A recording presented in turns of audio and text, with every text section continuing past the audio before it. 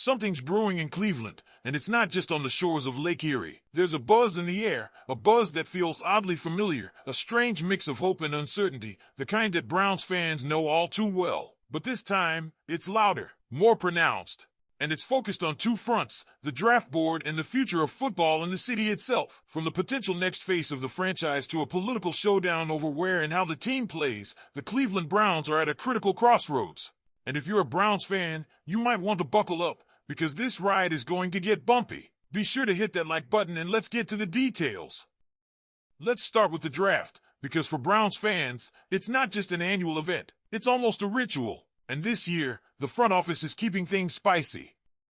Reports confirm that Miami tight end Elijah Arroyo is scheduled for a pre-draft visit with the team. On the surface, it looks like just another mid-round evaluation. But dig deeper and it gets more interesting. Arroyo is no ordinary tight end. He's 6'4", 240 pounds, and coming off a season with 35 catches, 590 yards, and 7 touchdowns, numbers that demand a second look, especially with Cam Ward attacking him in Miami. The intrigue doesn't stop with his stats. Arroyo's story is one of potential clouded by question marks. Injuries have sidelined him for parts of 2 seasons, and that medical history won't be ignored during evaluations. He's shown promise as both a point-of-attack blocker and a movement tight end, but scouts say his technique needs refinement, and his athletic testing will be under a microscope. Still, he has sure hands in traffic and a growing ability to find space, traits that could make him an unexpected NFL hit. Now, here's where it gets murky. The Browns already have David Njoku, Blake Whiteheart, and Brendan Bates in their tight end room. So, why bring in Arroyo? The answer might lie in future-proofing. Njoku is the undisputed TE1, no competition there. But a solid, young TE2 with developmental upside? That's a different story. It's the kind of move that doesn't win headlines but wins games in December. But we all know the real headline hovering over Berea, quarterback. This offseason, the noise around Shedeur Sanders has reached new decibels, and Cleveland's interest seems more than just due diligence.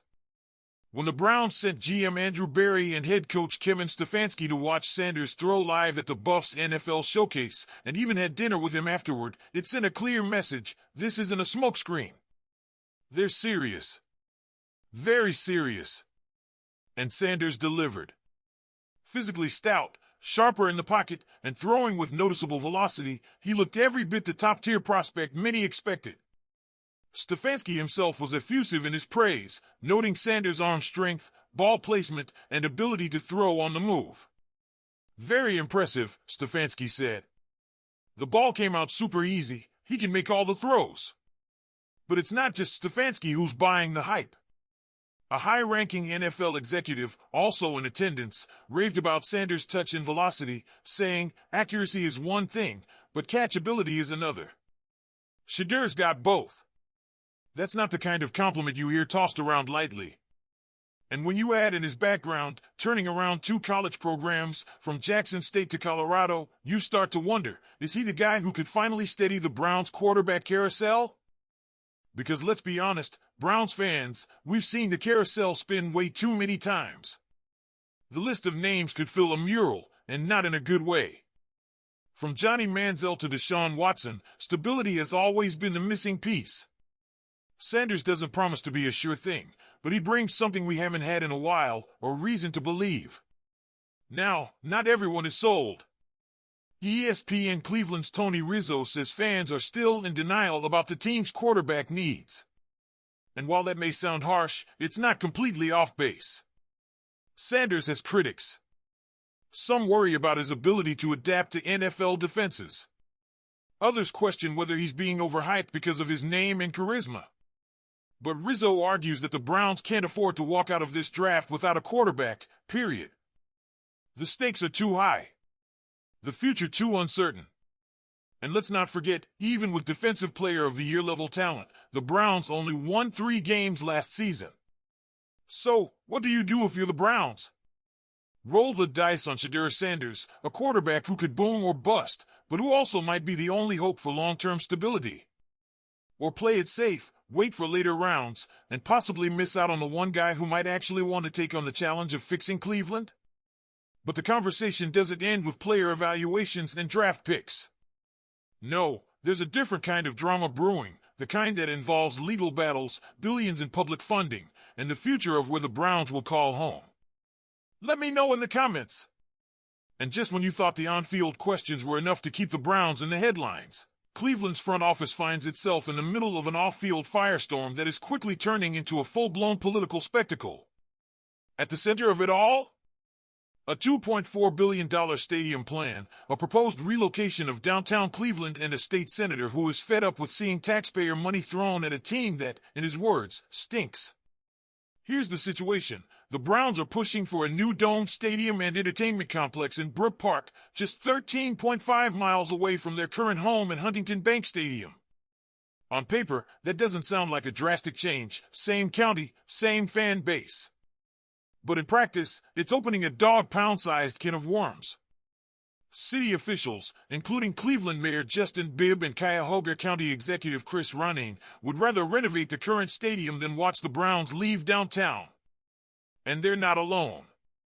Enter Senator Bill DeMora of Columbus. On Monday, he proposed the Public Access to Professional Sports Act, a bill that would tie public funding for sports teams directly to their win-loss records. In short, no win record, no money.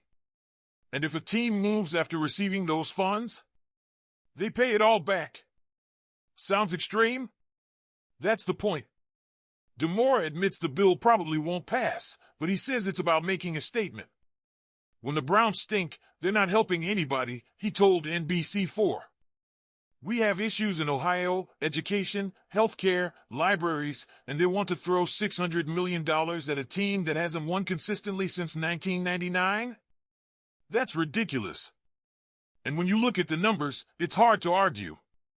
Now, there are lawsuits in play, citing the Model Act, legislation designed to prevent teams from moving without community approval. The Browns argue that a move within the county doesn't qualify, while opponents argue that leaving Cleveland violates the spirit, if not the letter, of the law. This isn't just about location.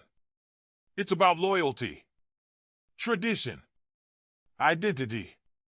So here's what I want from you, Browns fans. If you've stuck with me this long, you're the heartbeat of this franchise. Leave a comment. Should the Browns leave Cleveland for Brook Park? Should public money be on the line after so many losing seasons? And if you believe Shedeur is the answer, say it out loud. And if you don't, tell me who is. And before you go, hit the like button and subscribe for more news. Go Browns!